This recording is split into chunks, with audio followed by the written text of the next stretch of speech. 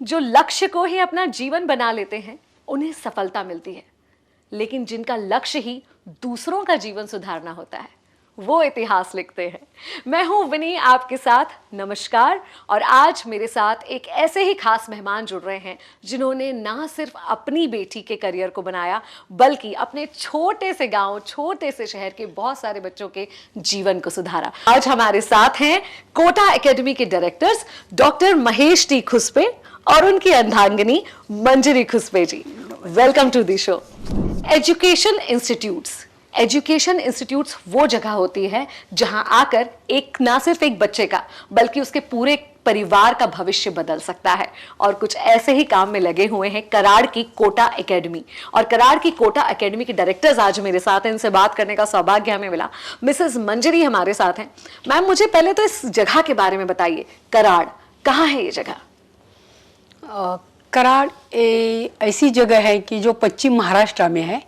यह जगह ऐसी है कि पुणे के नज़दीक सतारा जिला, और जहाँ कोयना नगर करके जो एक डैम है, और वो जो डैम है वो फेमस है सतारा जिला में, उसके नज़दीक ही एक कराड़ शहर बसा हुआ है। एक कराड़ सिटी है। ये तो ना सिटी है ना टाउन प्लेस है, एक छोटा सा ये मतलब शहर लगता है, लेकिन शहर भी नहीं है, एक छोटा सा गांव है। और ऐसे गांव में हमने कोटा एकेडमी ऐसी एक इंस्टीट्यूट 2006 में शुरू की गई है। जैसे कि उन्होंने बताया कि महाराष्ट्र में एक छोटी सी जगह है कराड़, मगर किस बात के लिए प्रसिद्ध है आपका कराड़? बेसिकली कहा जाए तो महाराष्ट्र में कराड़ जो जगह है वो हमारे यशवंतराव जी चौहान जिन्होंने महाराष्ट्र की निर्मित की उसके लिए फेमस है। पूरा आसपास का परिसर गन्ने की खेती के लिए प्रसिद्ध है। और एजुकेशन वाइज देखा जाए तो मेडिकल कॉलेज है, इंजीनियरिंग कॉलेज है, फार्मेसी कॉलेज है, लॉ कॉलेज है, एंड एंटायर एजुकेशन सिस्टम से रिलेटेड जो भी होना चाहिए वो सब चीज़ है। उसमें जो कमी थी कॉम्पिटिटिव एग्जाम की वो हमने पूरी कर दी है। तो अब तो कराड़ में कोटा एकेडमी भी है। तो अब मुझे ये बताइए कि what is Kota academy? Kota, हाँ यस, एक्चुअली कोटा नाम से ही सबको पता चलेगा, आपको भी पता चलेगा कि Kota is famous for IIT JEE and competitive exam, NEET जैसे एग्जाम के लिए प्रिपरेशन के लिए बच्चे all the way throughout India से कोटा राजस्थान चले जाते हैं। ये दिक्कत मुझे जब मेरी बेटी पढ़ रही थी 6ठी 7वीं क्लास में, तो मुझे ये दिक्कत देखी कि उसको भी मैं कोटा भेजना चाहता था। तो मुझे उस समय रियलाइज हुआ कि उसको ये प्रॉब्लम है तो यहाँ के आसपास के बच्चों को भी होनी चाहिए ये। और ये बात मैंने मेरे पिताजी के साथ शेयर की। पिताजी तो वैसे भी एक अच्छे से एग्रीकल्चर यूनिवर्सिटीज़ के वो डायरेक्टर रह चुके हैं। उनके बहुत सारे बच्चे रिसर्च साइंटिस्ट में, और पिताजी एक अच्छे साइंटिस्ट थे और उनकी मनीषा भी थी कि एजुकेशन में हम लोग कुछ करें, उनकी लीगेसी को फॉलो करें। तो उनको ये सलाह पूछी मैंने। तो मेरा एक फ्रेंड था, वो कोटा से था, उससे बात की कि मैंने मेरी बेटी को आपके पास भेज दूं क्या? तो उसके साथ डिस्कस करने से उसने मुझे एश्योरेंस दिया कि एक काम करो महेश सर, आप कोटा में जो चलता है वो सिस्टम कराड़ में चलाओ, क्योंकि ये नीड है वहाँ की। तो मुझे भी लगा, तो मैंने एक बहुत बड़ा रिस्क था क्योंकि all the way teachers Kota से लेके आना, यहाँ पे चलाना, उनसे सीखवाना। एक तो लोगों को यहाँ के IIT क्या, उस समय 2006 की बात है, उसके बारे में कुछ पता नहीं है। तो वो चैलेंज मैंने एक्सेप्ट किया। मेरे पास 12th में सिर्फ उस समय दो या तीन बच्चे थे, 11th में 10-11 बच्चे थे, लेकिन हमने लगाव किया, उनको पढ़ाया और अच्छे से ट्रीट किया। टीचर जो कोटा से उन्होंने बहुत अच्छे अपनी पूरी जान दे दी, और एक ही साल में हमारा एक बच्चा, उसमें दो में से एक बच्चा IIT में सिलेक्ट हो गया। ओहो हो, क्या बात है! ऐसे लग रहा है कि एक फिल्म की स्टोरी चल रही है, विच इज वेरी मोटिवेटिंग। तो कराड़ जैसी जगह जिसमें आप बता रहे हैं कि लोग जानते भी नहीं थे कि IIT क्या हो रहा है, जब पहले साल में आपने ये नतीजे दिए तो उसके बाद क्या हुआ? एक्चुअली जब न्यूज़पेपर में आया, एक ये बच्चा निखिल उसका नाम है, वो अभी इंडियन रेलवेज में सुपर क्लास 1 ऑफिसर है। तो उसका रिजल्ट आया, तो ये देख के लोग तो सक्सेस स्टोरी को फॉलो करते हैं। हाँ। तो फिर उनको पता होने लगा, हाँ IIT करके कुछ होता है। तो नहीं तो जब शुरू में लोग हमको पूछते थे तो उनको लगता था हमने ITI के क्लासेस निकाले हैं क्या। सो थोड़ा सा एहसास होने लगा। उस समय AIEEE जो all India engineering entrance exam थी देश के लिए, जैसे बाकी महाराष्ट्र के लिए तो स्टेट महाराष्ट्र CET थी, तो वो एग्जाम के बारे में भी पता नहीं था लोगों को, तो वो पता चला। देन सिनेरियो चेंज हो गया। फिर लोगों को अच्छा लगने लगा कि हम कर सकते हैं। क्योंकि वैसे तो मैं बच्चों को हमेशा कहता था कि आपको IIT में जाना चाहिए, लेकिन बच्चों के दिमाग में या लोगों के दिमाग में एक क्राइटेरिया बन चुका था, बहुत टफ है IIT में जाना, हमें नहीं जाना है, कैसे कराएंगे। मैं उनको यकीन दिलाता था। उस समय 6 या 7 हजार सीटें थी IIT में, IITs भी बहुत कम थी। अभी मेरे ख्याल से 7 IITs थी 2006 की बात कर रहा हूँ, अभी 21-22 IITs है, नंबर ऑफ सीट्स भी बढ़कर 20,000 तक पहुंची है। मैं उनको कहता था IIT में जाना है, आपको कितनी सीट चाहिए? एक। हाँ, आपको 1 सीट चाहिए। तो उन्होंने मुझ पर यकीन किया, हमने बच्चों से तैयारी की और बच्चे सिलेक्ट होते गए। Ma'am, why Kota academy? Kota academy ही क्यों, जिसे स्टूडेंट्स अपने भविष्य के लिए चुन रहे हैं? कोटा एकेडमी ही क्यों? क्योंकि 2006 साल में, जैसे अभी 6 साल में यहाँ के लोगों को, मैंने पहले ही बोल दिया कि कोटा कराड़ ये इतनी बड़ी सिटी नहीं है, कि एक रूरल एरिया है, कि यहाँ के सब सारे बच्चे रूरल एरिया से यहाँ पे पढ़ने के लिए आते हैं। और यहाँ का जो लोग है ये फार्मर लोग ज़्यादा है। इन लोगों में पता ही नहीं है कि what is IIT, what is NEET, NEET. मतलब ये तो दूर की गोष्ट है, लेकिन उसमें क्या हो गया कि 2006 में जब हमने शुरू किया, उसी हिसाब से शुरू किया कि यहाँ के बच्चे होशियार ज़्यादा है, लेकिन उनको प्रॉपर गाइडलाइन नहीं है। और ये प्रॉपर गाइडलाइन देने का काम कोटा एकेडमी ने 2006 से आज तक 18 साल से करते आ रही है। और ये यहाँ पे कोटा एकेडमी क्यों का मतलब है कि यहाँ पे जो टीचर लोग हैं, यहाँ पढ़ने वाले जो पढ़ाने वाले टीचर है, ये सब राजस्थान कोटा से है टीचर। यहाँ का जो स्टडी मटेरियल है ये राजस्थान कोटा का है, टेस्ट पेपर है ये राजस्थान कोटा का है। यहाँ पे जो पढ़ाते हैं NCERT बेस्ड सिलेबस पढ़ाते हैं। ये महाराष्ट्र एक स्टेट है और यहाँ का स्टेट बोर्ड के बच्चे रहते हैं। लेकिन जो भी अभी कॉम्पिटिटिव एग्जाम चल रही है, नीट, IIT, ये तो NCERT बेस्ड एग्जाम है। और यहाँ सिलेबस पढ़ाने के लिए यहाँ के हमारे महाराष्ट्र के जो टीचर है वो स्टेट लेवल का पढ़ाते हैं, लेकिन ये कॉम्पिटिटिव एग्जाम का ये लोग पढ़ाते नहीं। इसीलिए हमने कोटा से टीचर हायर किए है और यही हमारी स्पेशलिटी है। और इसमें ही हम बच्चों की प्रिपरेशन यहाँ पे कोटा में कर लेते हैं। आप ना सिर्फ कोटा एकेडमी बल्कि कोटा जूनियर स्कूल के भी डायरेक्टर हैं। ये जो हमारा स्कूल है कोटा जूनियर स्कूल, ये बाकी स्कूल से कैसे डिफरेंट है? तो कोटा एकेडमी दूसरे स्कूल से हमारा कोटा एकेडमी ही अलग क्यों है? क्योंकि हमारे यहाँ, मैंने पहले ही बोल दिया कि यहाँ के जो टीचर है वो कोटा से हायर किए हुए हैं। और दूसरी चीज़ ये है कि हम बच्चों के पढ़ाने में ज़्यादा लगे रहते हैं। हमारे टीचर, जो हम डायरेक्टर लोग, यहाँ का जितना भी स्टाफ है वो उनके पीछे लगा रहते हैं। स्कूल में क्या होता है कि सुबह से 11 से 5 बजे तक पढ़ाते हैं, लेकिन हम ये टाइमिंग एक्सेप्ट नहीं करते। सुबह 9 बजे से 5 बजे तक हम हर एक बच्चे के पीछे रहते हैं, जिसका जो कुछ भी प्रॉब्लम रहता है, पर्सनल प्रॉब्लम हो या एजुकेशनल प्रॉब्लम हो, वो हमें यहाँ क्या अपना बच्चा ही करके यहाँ का जितना भी स्टाफ है वो उस बच्चे का प्रॉब्लम सॉल्व करने में लगा रहता है। तो बच्चों को एक पूरा अपनापन और एक घर ज्यादा लग रहता है, ज्यादा लगता है। आप एक शिक्षक की भांति तो बच्चों को देख ही रहे हैं या उनके गाइडिंग फोर्स की भांति, मगर एक पेरेंट की भांति भी आप बच्चों को देखते हैं। क्योंकि मैं आपको बताऊं कि ये शिक्षक होने के पहले एक बहुत अच्छे पेरेंट हैं। इनकी जो बिटिया है मैथिली, मुझे लगता है ऐसा कोई बड़ा एग्जाम नहीं है जो मैथिली ने क्रैक नहीं करा, बल्कि टॉप नहीं करा। तो आपको क्या लगता है बच्चों को शिक्षा के इस स्तर तक पहुंचाने में पेरेंट्स का क्या रोल होता है? एक्चुअली मेरा मतलब कि पेरेंट्स का बहुत ज़्यादा, यानी कि बहुत इम्पोर्टेंट रोल होता है। टीचर से भी ज़्यादा पेरेंट्स का रोल होता है। बाद में टीचर रहते हैं, क्योंकि एक बच्चा तैयार करने में ऐसा त्रिकुट रहता है, पेरेंट्स, बच्चा और टीचर। ये तीनों मिलके वो बच्चों को तैयार करना चाहिए। लेकिन अभी हम लोग देखते हैं कि क्या होता है कि एक बार जब बच्चा हमारे पास आता है तो वो खुद का कोटा एकेडमी का ही हो जाता है। उसमें पेरेंट्स का रोल बहुत ज्यादा कम होता है। एक्चुअली करना चाहिए, पेरेंट्स ने अपना रोल दिखाना चाहिए और करते हैं, ज्यादातर करते हैं बच्चे पेरेंट्स। ऐसा नहीं है कि बिल्कुल एक बार कोटा एकेडमी में बच्चा डाला तो रोल खत्म हुआ, ऐसा नहीं है। जब जब हमारी मीटिंग वगैरह होती है उसी टाइम पे हम भी जो कुछ बोलना है उनको वो बोल देते हैं। तो बहुत सारे पेरेंट्स रोल लेते हैं, हमारा मानते भी है, अपने बच्चों को ऐसा कराना है वैसा करना है, हम तीनों मिलके उसको बनाना है। ऐसा नहीं है कि एक को भी मिलके बनाना है। तो पेरेंट्स का रोल भी महत्वपूर्ण रहता है। और जो भी हम उनको गाइडलाइन करते हैं कि आप बच्चों से ये करके ले लो, घर पे जाके वो करके ले लो, ऐसा बना दो, ऐसा, क्योंकि कोई भी बच्चा, मुझे लगता है कि पेरेंट्स से ज़्यादा टीचर, यहाँ वहाँ का जो स्टाफ है वो उनके लिए रोल मॉडल बनता है। हाँ। और वही रहता है।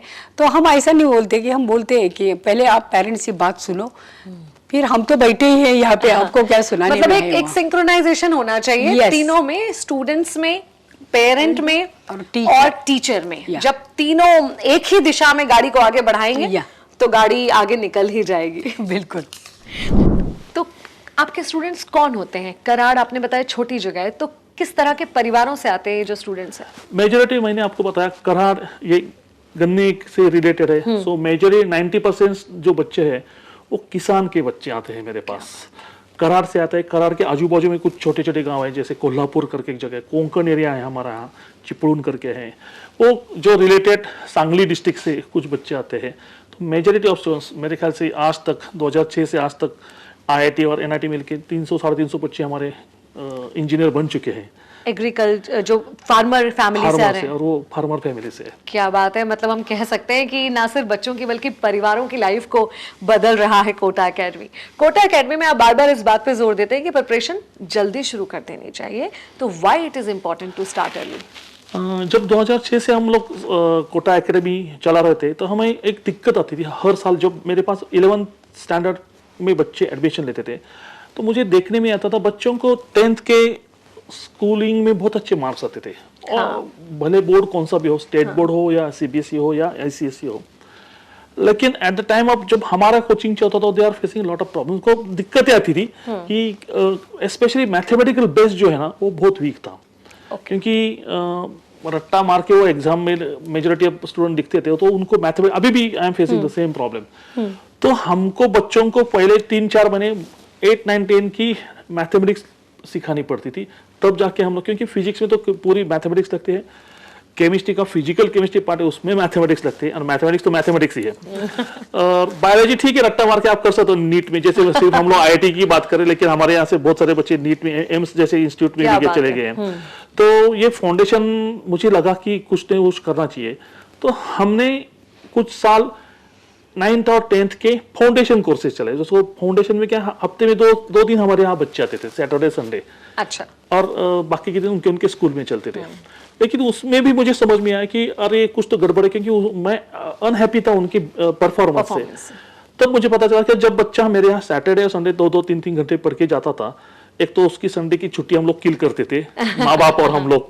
तो अगले सैटरडे संडे को आने के लिए वो जब आता था, जब आज संडे को पढ़ाया उसको अगले सैटरडे को खोलता था। सही हाँ, क्योंकि self study is that most important. तो ये सोच के, जैसे कि NEP नेशनल एजुकेशन पॉलिसी में न्यू पॉलिसी में दिया है 9 to 12 स्लैब दिया है। पहले हम लोग जो पढ़ते थे 1st to 10 एंड 10+2 ऐसा, सेकेंडरी और हायर सेकेंडरी। सो अभी ये स्लैब नया है, तो मैंने ये सोचा कि we should go with the new slab, क्योंकि बच्चे को 8 स्टैंडर्ड से 9 स्टैंडर्ड से डिसाइड करने न्यू स्लैब के हिसाब से। The student should finalise his career for 9th standard. अगर उसको मेडिकल में जाना है तो उस हिसाब से सब्जेक्ट लेने चाहिए, अगर उसको इंजीनियरिंग में जाना है तो उस हिसाब से सब्जेक्ट लेने चाहिए 9, 10 से। अगर उसको म्यूजिक में करियर करना है तो उस हिसाब से सब्जेक्ट लेने चाहिए। ये फ्लेक्सिबिलिटी है। उस हिसाब से हमने 8, 9, 10 से मेरे खुद की Kota junior college of science उसकी परमिशन ली 4 साल पहले, और बच्चों को 4 साल से मैं 8 स्टैंडर्ड से पढ़ा हूँ, उसका बेहतरीन रिजल्ट आया।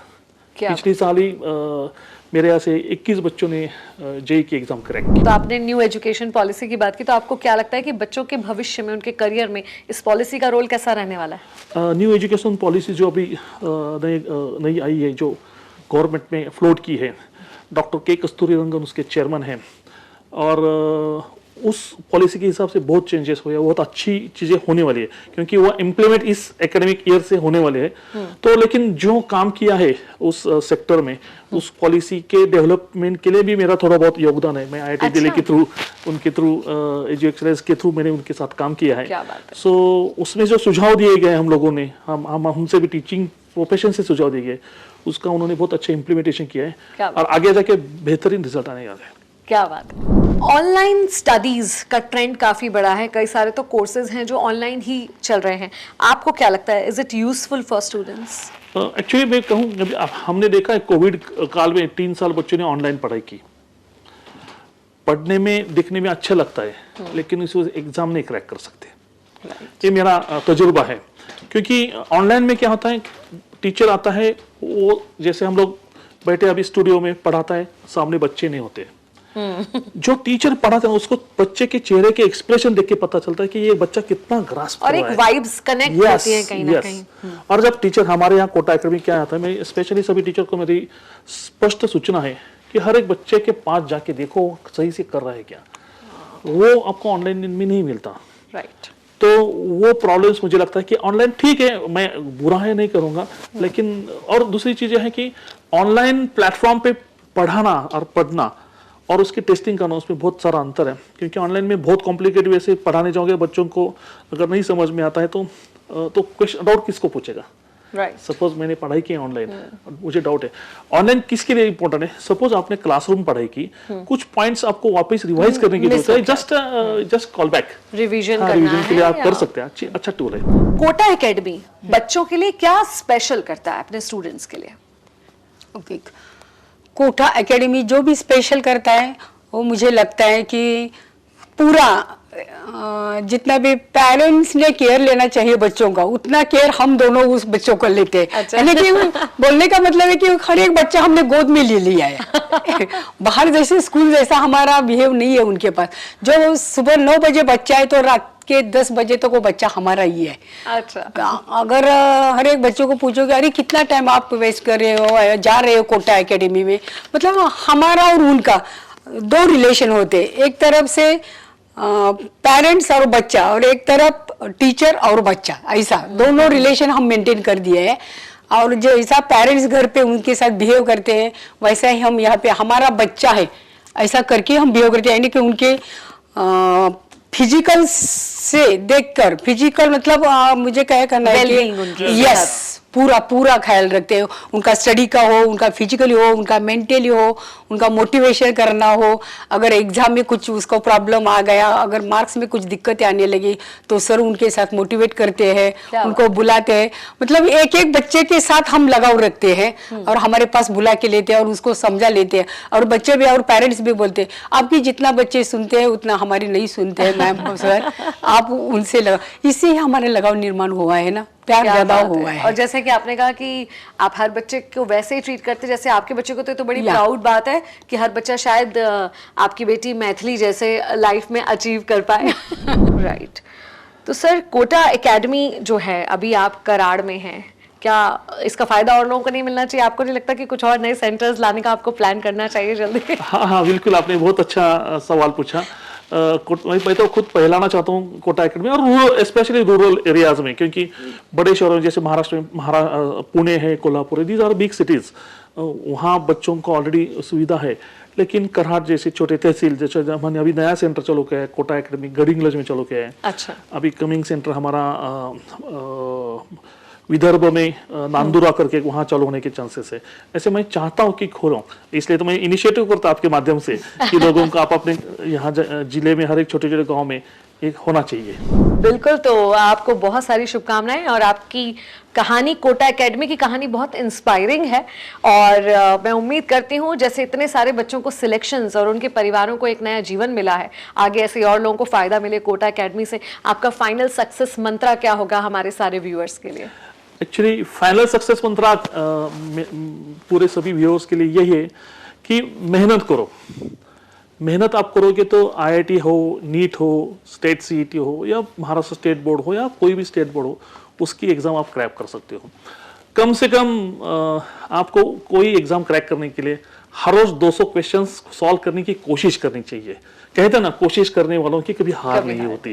तो 200 क्वेश्चंस की कोशिश करो, भले वो क्वेश्चन सॉल्व हो या ना हो, लेकिन आप कोशिश करते रहो। कुछ क्वेश्चन गलत आएंगे, लेकिन आगे जाके वही आपकी प्रैक्टिस से आपको आपकी सफलता तक लेके जाएंगे। क्या बात है। तो हम ये कह सकते हैं कि अगर प्रबल इच्छा और मेहनत, ये 2 चीजें साथ में मिल जाएं तो ये कमाल का कॉम्बिनेशन होता है और कुछ भी अचीव किया जा सकता है। Thank you sir, thank you madam, हमसे जुड़ने के लिए।